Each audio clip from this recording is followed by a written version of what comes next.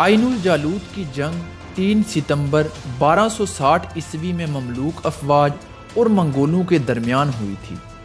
تاریخ کی اس مشہور ترین جنگ میں مملوک شاہ سیف الدین قطز اور ان کے مشہور جرنیل رکن الدین بیبرس نے منگول افواج کو بدترین شکست دے دی تھی۔ یہ جنگ فلسطین کے مقام عین الجالوت پر لڑی گئی تھی۔ اس فتح کے نتیجے میں مصر، شام اور یورپ منگولوں کی تباہ کاریوں سے بچ گئے تھے۔ اس جنگ میں ایل خانی حکومت کے منگول بانی ہلاکو خان کا سپہ سالار قطبوغا بھی مارا گیا تھا۔ 7ویں صدی ہجری میں تاتاریوں نے مسلمانوں کی سرزمین پر عظیم جارحیت کا ارتکاب کیا اور نتیجتاً مسلمانوں کا خلیفہ معتصم باللہ ہلاک ہو گیا اور دارالحکومت بغداد سمیت مسلمانوں کی 3/4 سرزمین تاتاریوں کے قبضے میں چلی گئی تھی۔ سقوط بغداد کے بعد خلافت عباسیہ کا ہمیشہ کے لیے خاتمہ ہو گیا تھا، جس کے بعد مسلمانوں کو شکست در شکست کا سامنا کرنا پڑا۔ منگولوں نے سارے عراق پر قبضہ کرنے کے بعد شام کی سرزمین پر جارحیت کا ارتکاب کیا اور یہاں بھی ظلم و ستم کا بازار گرم کر دیا، کیونکہ اس علاقے کے لوگوں نے ہتھیار ڈالنے سے انکار کر دیا تھا، اس لیے منگولوں نے اس علاقے میں قتل عام کیا۔ سقوط دمشق کے بعد تاتاری مصر اور مراکش کی طرف آگے بڑھے، جو مسلمانوں کے آخری مضبوط ترین گڑھ تھے۔ اگر یہ بھی منگولوں کے قبضے میں چلے جاتے تو تمام مسلمہ امت تباہ ہو جاتی۔ 658 ہجری میں ہلاکو خان 3 لاکھ کے لشکر کے ساتھ مصر کی جانب آگے بڑھا۔ اس وقت مصر کے حاکم سلطان سیف الدین قطز تھے۔ سلطان سیف الدین قطز کی فوج کسی بھی طرح 3 لاکھ کے لشکر جرار کا مقابلہ کرنے کے قابل نہیں تھی، اور اب مصر کی شکست کا مطلب تھا کہ ہلاکو خان کی رسائی حجاز مقدس کے شہروں تک ہو جاتی اور پھر مراکش اور شمالی افریقہ کے مسلم علاقے اور اندلس بھی منگولوں کے قبضے میں چلا جاتا۔ مگر اس موقع پر اللہ تعالیٰ نے عالم اسلام کو بچا لیا اور ایک معجزہ رونما ہوا۔ منگو خان کے انتقال کے بعد ہلاکو کو اپنی فوج کا بہت بڑا حصہ لے کر اپنے وطن واپس جانا پڑا۔ ہلاکو خان نے اپنے نائب قطبوغا خان کو 20,000 کا لشکر دے کر واپس قراقرم کی راہ اختیار کی۔ منگول کمانڈر قطبوغا خان نے ایک دھمکی امیز خط امیر مصر کو روانہ کیا۔ اس میں کچھ اس طرح سے لکھا ہوا تھا کہ ہم نے زمین کو تاراج کر دیا، بچوں کو یتیم اور لوگوں کو سزا دی اور قتل کر دیا، اور ان کے سرداروں کی عزتوں کو خاک میں ملا دیا ہے۔ کیا تم سمجھتے ہو کہ تم ہم سے بھاگ سکو گے؟ کچھ ہی دیر بعد تمہیں معلوم ہو جائے گا کہ تمہاری طرف کیا آ رہا ہے۔ سلطان سیف الدین قطز نے منگول سفیروں کو قتل کر کے ان کی لاشیں دارالحکومت میں لٹکا دیں، جس سے افواج اور عوام کے حوصلے بلند ہو گئے۔ سلطان سیف الدین قطز نے اپنا ایک ہراول دستہ سلطان رکن الدین بیبرس کی قیادت میں غزہ اور فلسطین کی طرف روانہ کر دیا، جس نے تاتاریوں کی کچھ افواج کو وہاں مصروف کر دیا اور شکست سے دوچار کیا۔ قطز کی مرکزی افواج اس کی قیادت میں فلسطین کے ساحل کی طرف آگے بڑھی، جہاں صلیبیوں کا مضبوط گڑھ واقع تھا۔ یہاں سلطان سیف الدین قطز نے صلیبیوں کو خبردار کیا کہ اگر وہ غیر جانبدار نہ رہے تو منگولوں سے 2 ہاتھ کرنے سے پہلے وہ صلیبیوں کو پیس کر رکھ دیں گے۔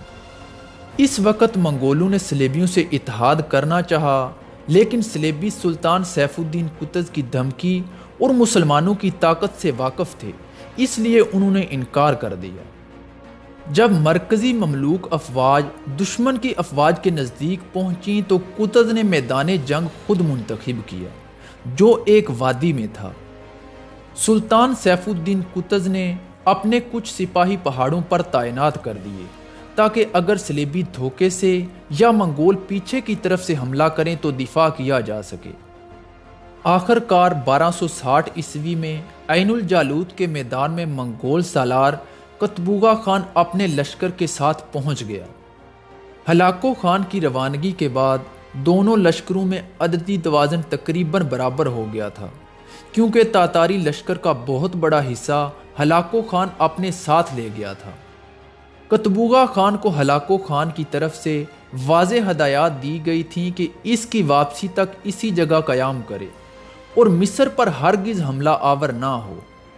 امیر رکن الدین بیبرس کو جب ہلاکو خان کی واپسی کی اطلاع ملی تو انہوں نے سلطان سیف الدین قطز کو فوراً منگولوں پر حملہ کرنے کا مشورہ دیا۔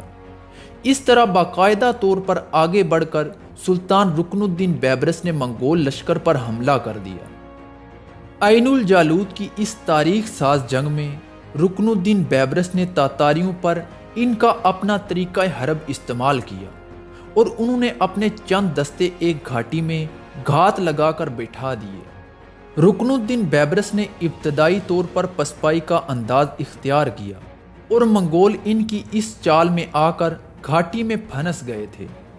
گھات لگا کر دشمن کو تنگ جگہ لا کر پھنسانا تاتاریوں کا اپنا انداز جنگ تھا، جو سلطان رکن الدین بیبرس نے خود ان پر استعمال کیا اور ماضی کی فتوحات کے نشے میں سرشار قطبوغا خان سلطان بیبرس کی چال میں آ گیا۔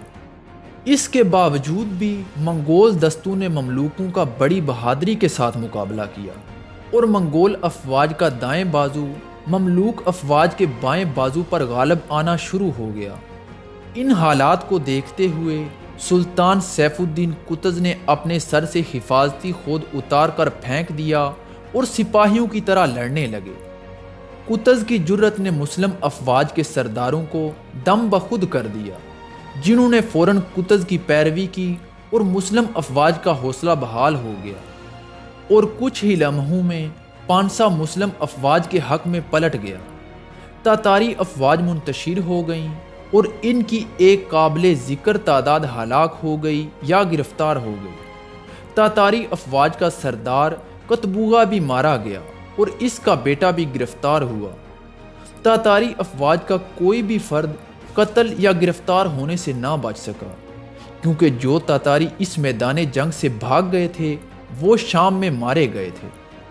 جب عین الجالوت کی شاندار فتح کی خبر دمشق اور گرد و نواح پہنچی تو مسلمان خوشی سے سرشار ہو گئے۔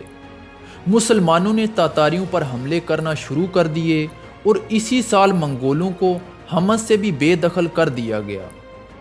جب منگولوں کو اندازہ ہوا کہ ان کی حکومت مشرقی اسلامی سرزمین پر کمزور ہو رہی ہے اور مسلمانوں نے اپنی قوت بحال کر لی ہے، تو وہ اپنے وطن کی طرف واپس بھاگنے لگے، جس کی وجہ سے مملوکوں نے آسانی سے شام کو کچھ ہی ہفتوں میں منگولوں سے آزاد کروا لیا تھا۔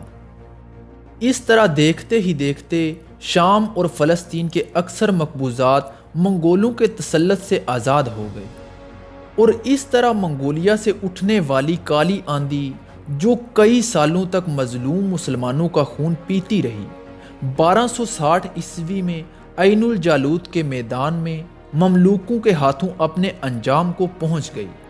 اگرچہ اس کے بعد بھی تاتاریوں نے مسلمانوں کے علاقوں پر کئی حملے کیے، مگر ان کا ناقابل شکست رہنے کا بھرم ٹوٹ چکا تھا۔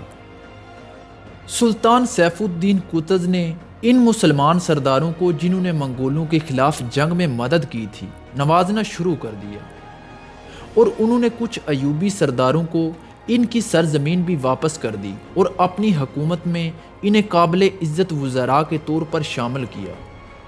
سلطان رکن الدین بیبرس نے اس شاندار فتح میں اپنی خدمات کے پیش نظر مطالبہ کیا کہ حلب اور ارد گرد کے علاقے ان کی کمان میں دے دیے جائیں، لیکن سلطان سیف الدین قطز نے انکار کر دیا۔ قاہرہ میں واپسی سے چند روز قبل سلطان سیف الدین قطز پر اسرار انداز میں قتل ہو گئے، جس کے بارے میں کہا جاتا ہے کہ سلطان رکن الدین بیبرس نے خود یا پھر ان کے اشارے پر قتل کیا گیا تھا۔